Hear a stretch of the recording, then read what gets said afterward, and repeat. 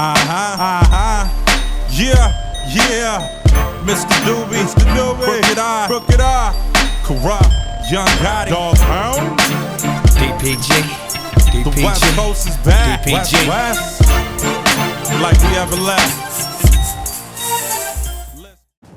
Welcome to battlerapup.com. This is Tim, your host. We got a special guest for you today. We got Mr. Dubie in the building, Mr. DU right here. Thanks for joining us today, man. That's what's up. Ask him some questions about things he has coming up. So without further ado, let's get started. So for somebody that doesn't know who Mr. Dubie is, Mr. DU, tell us about yourself. How you got started? Someone getting to know about Mr. Dubie, let's see. Well, I've been rapping for a while. I started out in the battle scene around San Diego, LA, San Francisco, and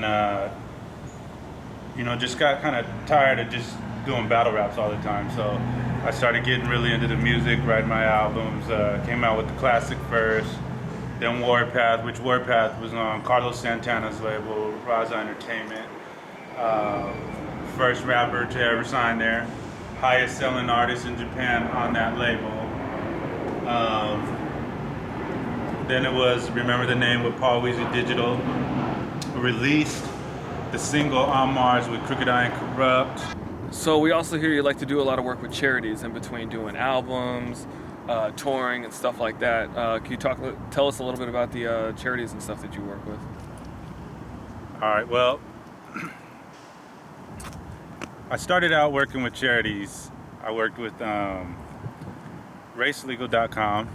Yeah, so Race Legal, they were hurting for money. They didn't know how long they'd be able to stay open at Qualcomm. So me and Jack from findiit.org, he linked me up with them in order to raise money to keep them going. And that's what we did. We worked with them. We met a mother who lost a daughter. We did a song for her. And my brand manager at the time, Jack, he met Peggy, the mother of Rebecca Lynn Martinez, who was a victim of illegal car racing.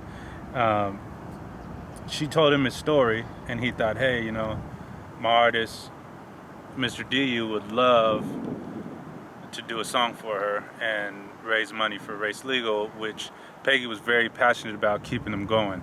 So when Jack brought me the story, it was very touching, and I thought, this would be perfect for a song. Something emotional, something that can capture an audience and really bring light to what Race Legal was trying to do. So that's what we did. So you mentioned that this work coming up is going to differentiate from the albums and stuff that you've done before. In which ways is that going to happen? And what differences are we going to see on this project? Well, this album, My Beautiful Ugly, it's different not in the style of music, because I'm pretty much consistent with the style of hip hop I do. But as far as like the lyrics, it's gonna be a clean album. It's gonna be something for all ages. I'm a father, so I want to do something that my kids can listen to in the car and jam out with me. So in my previous work, people always tell me that my storytelling music is what people really grab a hold of. So that's what I'm gonna concentrate on. Okay, now other things I got coming up this year that I'm pretty excited about is working with the Alpha Project, which is to get people off the streets and working, and being able to support themselves again. So that's something I'm pretty passionate about.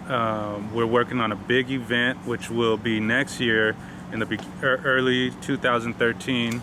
Findiit.org, ourmusicmatters.org, and Mr. DU are going to come together and throw a huge event that's going to raise a lot of money and help a lot of people. Okay, so today we're here in beautiful, sunny San Diego, California, and we thought of what better place to do an interview than Balboa Park. Not just the historical part of it, but just the scenery, the backdrop. It's beautiful. Yeah.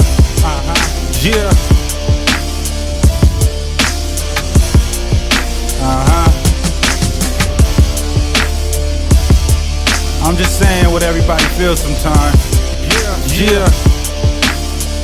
Paul Weezy Productions, Boss Related Digital.